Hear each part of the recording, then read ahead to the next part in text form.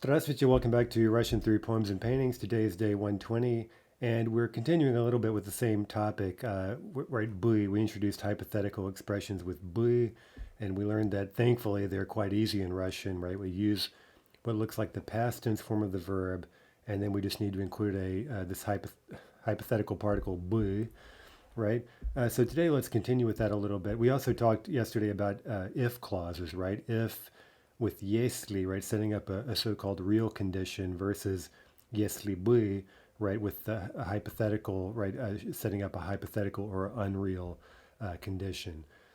Right, so today let's continue with that with a little topic that's somewhat separate but is often confused, right? Again, just this question of when do we say если, when do we say если бы? Okay, we covered those two things the other day. Those are two different ways to say if in English. And then a related question is this particle li, which I think we've mentioned before. Li, we could call an interrogative particle, meaning it can mark a question, and it can also act the way the English word whether does in a yes or no question, right? A reported question, like I want to know if it's raining, for example. Or somewhat more formally, I want to know whether it's raining, whether or not it is raining, right? So yes or no, is it raining or not? That's a yes/no reported question. So to get across that idea of whether in Russian, we just need to throw in the little particle li. So let's review this quickly with a few examples. First, let's look at the painting here. Bugattir, famous painting, based on Russian folk tales here by Vasnetsov, who painted a lot of things in that genre, sort of folk legends, fairy tales, and things like that. So Bugattir is a hero of a traditional Russian folk epic, and there were three very famous ones. Here they are here pictured together. And a little caption here, we could say, Богатыри Добрыня Никитич, Илья Муромец и Алёша Попович стоят в поле и смотрят, нет ли где врага. Okay, so somewhat kind of formal or stylized Russian, right? You wouldn't hear this type of thing just constantly in speech, right? But let's translate. So these three warriors, these three heroes, are standing in the field, and they're looking, right? See they're looking around, right? And they're looking to see, and then we get this kind of reported question, right? They're looking to see whether or not there's an enemy somewhere, to be seen, right? Is there an enemy present? Нет ли где врага? Okay, so we could understand that as sort of a whether, right, question, right? Is there an enemy or is there not, right? Kind of as a reported question. Or we could also read it somewhat more loosely as the li simply marking a question. And again, that's not something you see very often or hear in just everyday spoken Russian, right? We would usually just change our intonation to mark a question. But you could throw in li in theory to mark any question, right? It's almost like an extra question mark, really. And you'll see that usage quite a bit in poetry, for example, in literature, right? Or perhaps more formal writing. So just because you see li in a clause doesn't mean it's going to translate necessarily as whether, right?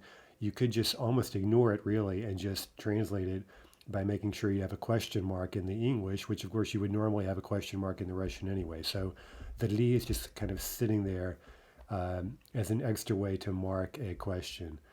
So let's look at a few examples here. Если мы найдем билеты, мы пойдем в театр. Okay, that's an if clause, right? A real condition using если. And now the reason for the confusion here between если and li is that when we're using a li expression or translating a li expression into English, we wouldn't normally put whether. We'd usually say if, right? So English speakers don't normally make this distinction between an if condition, like if I find tickets, versus whether, right? I want to know whether or not we have tickets or something, right? So that those two ifs in English, or again, it's much better really to think of them as if versus whether, right? That's the difference between если and li. So that's another example of where if we translate the Russian somewhat, sort of stiltedly, sort of using formal, maybe slightly awkward English, it captures a distinction that we don't tend to make anymore in English that Russian does make. Okay, so again, если мы найдем билеты, if we find tickets, that's a condition clause. Versus мои друзья спросили, пойдем ли мы в театр или нет, right? My friends asked. Okay, now we get a reported yes, no question that's marked by the li, doing the work of the English weather. Now note that, we could always throw in an ili niet sort of thing, addendum to that question, right? They want to know whether or not, right? Whether or not we're going to the theater. They want to know whether we're going to the theater. Okay, so again, in more formal Russian, kind of more, I don't know what, rhetorically sophisticated Russian, you may see li simply marking a question. Okay, so you may see this like in newspaper headlines if they're throwing out a question or maybe some sort of philosophical question, right? And you're kind of marking the question in a more kind of dramatic, kind of rhetorical fashion. You just throw in a li. For example, будет ли экономический рост в этом году? Will there be economic growth this year? Нравится ли вам ваша работа? Do you like your job? Есть ли Бог? Right? Is God? Does God exist or not? Right? Now, again, we could sort of read those as yes or no kind of questions, but again, we wouldn't translate any of these lees using whether, right? Because it's not a reported question. It's just a single standalone question, a direct question in which the li is basically just marking the question. Okay, so let's start out with a pretty easy task, but again, it's very important because it's very easy to confuse this. We have if in all of these sentences in English. So the question is, would we translate these using li or если? Okay, I don't know if he likes caviar. Okay, quiz yourself. Li, right? That's a yes/no reported question, right? Я не знаю, нравится ли ему икра. I'll just translate quickly, but that's not really the point right now. We're just choosing если or li. If he likes it, I'll buy him some. Well, that's a condition, right? If he likes it, если ему нравится, то я ему куплю. Then I'll buy him some, right? 3, if it's expensive, I can't buy any. Okay, that's a condition, right? If, then, right? If it's expensive, then I can't buy any. Если она много стоит, если она дорогая, я не могу купить, right? I can't buy any. Okay, number 4, do you know if it's expensive? Do you know whether or not it's expensive? That's the li, right? Ты знаешь, дорога ли она или нет, right? Do you know whether, right? Again, li, whether or not it's expensive. 5, I'll ask the salesman if it's sold here. Okay, I'll ask, я спрошу у продавца, I'll ask the salesman, продается ли она здесь? Продается ли? Is it sold? Is it not? I'll ask him whether or not caviar is sold here. 6, he didn't know if they have it or not. Okay, he didn't know whether or not they have it. That's going to be li. Он не знал, есть ли она или нет, I guess, right? Is it there in the store or is it not? Есть ли она или нет? Okay, so let's translate, now use li, right? We didn't talk about word order yet, but that's also very important. This is one, point with Russian order, which we know is usually quite flexible, but here there's really no two ways about it, right? The li has to come second in its clause, right? What comes first then? Well, whatever the main question, the main word in the reported question is, right? That'll often be a verb, but not always. So let's assume usually that it's going to be the verb. So we put the verb first and then li, right? But li cannot come first. I don't know if I'm going to Russia in the summer. Я не знаю, еду ли, right? Еду ли я в Россию этим летом? 2, I don't know if they'll give me a visa in time. Okay, future tense, will they or will they not give me a visa in time? Я не знаю, дадут ли. Дадут, right? Дадут, there's our verb, they will give. And again, it's, I don't know whether or not they'll give me a visa. Дадут ли мне визу вовремя? 3, my professor will tell me if this is possible. Okay, here we're not going to have a verb because, we normally drop the is in present tense in Russian, right? So our main word here is going to be возможно, right? Is it possible or is it not possible? Профессор мне скажет, возможно ли это? Возможно ли? Again, the li has got to come second. 4, I should find out if a visa is necessary at all. Well, I can answer that question now. It is, right? You need a visa to go to Russia. Надо узнать. Okay, how are we going to say a visa is necessary? Remember, нужен, нужна, right? Okay, and again, here the point of the question isn't a verb. We don't even have a verb here for is in Russian, right? So the point is necessary, right? Is it necessary or is it not necessary? So I should find out whether or not a visa is necessary. Надо узнать, нужна ли виза вообще? Нужна ли она вообще, right? Is it or is the visa necessary вообще? 5. If I receive a visa, I'll arrive in Russia in June. Now here's the one exception, right? This is an if. This is a condition clause, right? So this is если, right? Hopefully it's clear why that's the case right here, right? If I receive a visa, then I'll arrive in Russia. We have a condition clause and a result clause.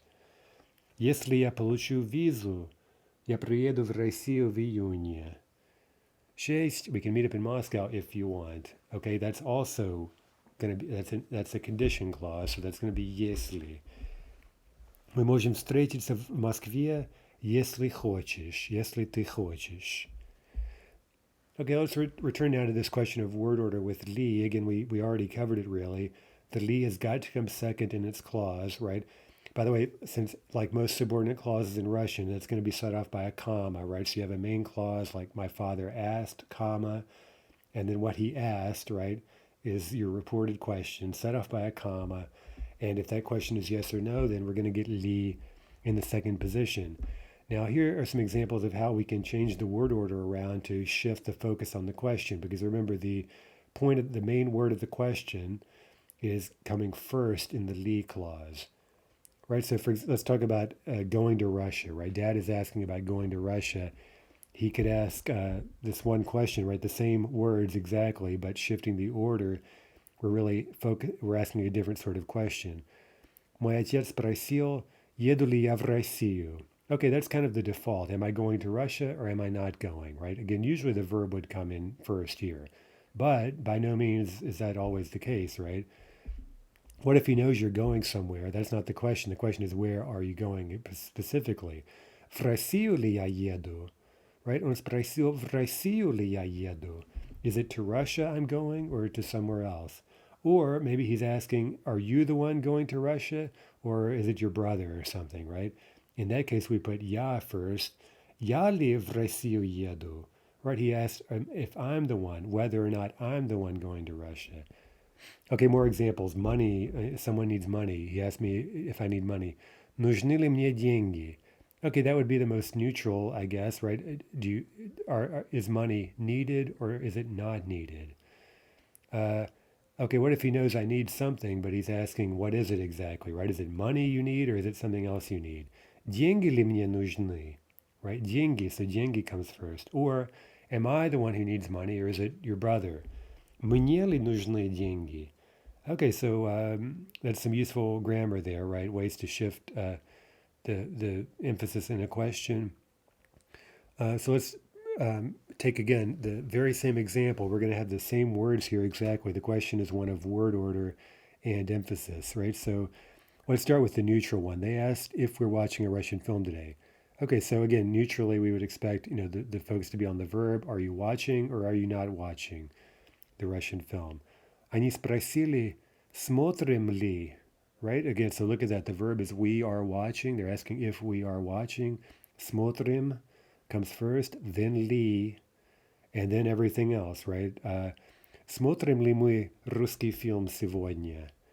Number 2, okay, they know we're watching, but is it the Russian film we're watching today?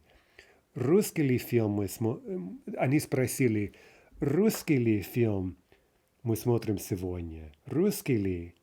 Или немецкий, right? Is it Russian or is it German or something else, right? So the point is it Russian or is it not Russian? So русский comes first, li comes second, and then everything else, right? 3, they asked if it's today we're watching the Russian film, okay? Сегодня, is it today or is it some other day? Сегодня ли мы смотрим русский фильм, right? Сегодня ли? 4, if we're the ones watching the Russian film today. Okay, мы is now the focus of the question. Is it we who are watching or someone else? Мы ли смотрим русский фильм сегодня? Okay, a quick review topic. This is something we learned a long time ago. I'm guessing around day 20 maybe or something like that. I don't remember. Чтобы. Okay, so we see, looking at that, we see a бы there. So we're expecting that, at least in some form or fashion, this чтобы can be used in hypothetical expressions, and it can, right? But first, let's review. It has one other meaning. Um, it can simply be followed by an infinitive, right? So that's a very simple construction. We learned it a long time ago, and it translates very nicely as in order to, right? It will always make sense translated that way. Okay, so чтобы войти в музей, надо купить билет. In order to enter the museum, one must buy a ticket. Now, we don't, again, another example where we don't have to always translate it as in order to enter, right? It may sound kind of robotic, but again, that always captures very nicely the meaning. But we could say simply, to enter the museum, you should buy a ticket, right? Just using an infinitive in English. Мы подошли к кассе, чтобы купить билеты в музей. We walked up to the register in order to buy tickets to the museum, right? Чтобы купить, чтобы plus an infinitive. Okay, so a very easy construction. Let's just do 3 examples. This is extremely simple. In order to have money, one must work. Чтобы иметь деньги, надо работать. In order to work, one must find a job. Чтобы работать, надо найти работу. 3. In order to find a job, one must go to college. Чтобы найти работу, надо учиться. Okay, so that's extremely easy, but let's just recall that and again realize that's a separate expression from the one we're about to learn, which is new, right? More another kind of hypothetical. Let's see, we can look at a quick painting. It was kind of a long caption here. These are райские птицы. This is another Vasnetsov painting, again on a kind of fairy tale theme, obviously, right? By the way, if you're ever in Moscow, you can go see Vasnetsov. He has a little house and studio, which is in kind of this throwback, Russian style that he was, kind of enamored of, right? So anyway, it's really interesting to see. They have a lot of his paintings there as well. A lot of which are in this book, or at least sketches of them and things like this. Okay, райская птица – это птица, которая прилетает к нам из рая. A bird of paradise, райская птица, is a bird that flies to us from heaven, from paradise, right? Она прилетает к нам из рая. У нее тело птицы и голова женщины. It, the bird, feminine, has the body of a bird and the head of a woman. Okay? This is crazy mythological creature, right? Don't ask questions. I can't explain it. Она является символом счастья, и поэтому ее очень трудно увидеть или услышать. It is a symbol of happiness, and therefore it's very difficult to see or hear it, right? So these birds are kind of sneaky because they come from paradise, right? You're not just going to see them on every tree. Многие думали, что такие птицы поют в раю для святых, а чтобы человек услышал их пение, надо было, чтобы этот человек был счастливым. Okay, now we're seeing something a little bit different, right? This is чтобы, not in order to, but something a little bit different. Let's take a stab at translating this, and then we'll unpack this construction more in just a moment. Okay, многие думали, many people thought that такие птицы поют в раю для святых, that such birds sing in paradise for the saints. А чтобы человек услышал их пение, and for a human being, right, a mere mortal to hear their singing, and look at how we're kind of in hypothetical mode, right? What would it take for this kind of contrary to fact thing to happen, right? That a mere mortal might possibly hear their singing. Well, for that, надо было, чтобы этот человек был счастливым. It was necessary that this person be happy, right? So kind of a catch-22, right? You can't see a bird of this symbol of happiness and hear it singing unless you're already blessed or happy in some way, right? Now here's sort of another legend or belief, right? Некоторые думали, что пение этих птиц может свести человека с ума. many thought that the singing of these birds can drive a person mad. Now we know the idiom saiti suma, meaning to lose one's mind. There's another one I don't think we saw, svisti suma, you see with leading, that means to, I don't know, lead a person from off his reason or something, right? To drive a person mad. И поэтому шумели, чтобы их отпугивать. Okay, so some people thought that if you heard their singing, you would go mad, and therefore they шумели, they made a bunch of noise, чтобы их отпугивать, in order to frighten the birds away. Okay, so that final use of чтобы plus the infinitive, that's the one we learned a long time ago, in order to. Right, so if you go off into the forest and you're kind of superstitious, you might take a pan or something to rattle and make noise to scare these birds away, lest you hear them and be driven mad. Okay, so our last topic very quickly is, again, чтобы plus the hypothetical, right? And so the construction is quite easy to form, right? We use чтобы. We can see that, of course, it contains the little бы there. And so as we might guess, if we're using that in a hypothetical sense, we're going to combine that with the past tense form of the verb. Again, it looks past tense, although it doesn't actually have tense here in this hypothetical usage. So this expression чтобы plus a hypothetical is basically used to express something you wish would happen, indirect wishes, indirect in the sense that you wish someone else would do something. All right, so if we think about that, if you think of what we might call a direct wish, well, you'd simply say, I want to watch a movie, right? Or I want to cook dinner, right? Very straightforwardly. But what if you want someone else to do it? Well, then you get into this indirect kind of hypothetical mode. I wish that he might cook dinner, right? Kind of hypothetically. I wish that he would do this or that, hypothetically. Right? So let's see how this works. Я хочу помыть посуду means I want to wash the dishes. That's very simple grammar that we had last year. But what if we want, for example, him to wash the dishes? Okay, we do that in Russian with a чтобы expression. Я хочу, чтобы он помыл посуду.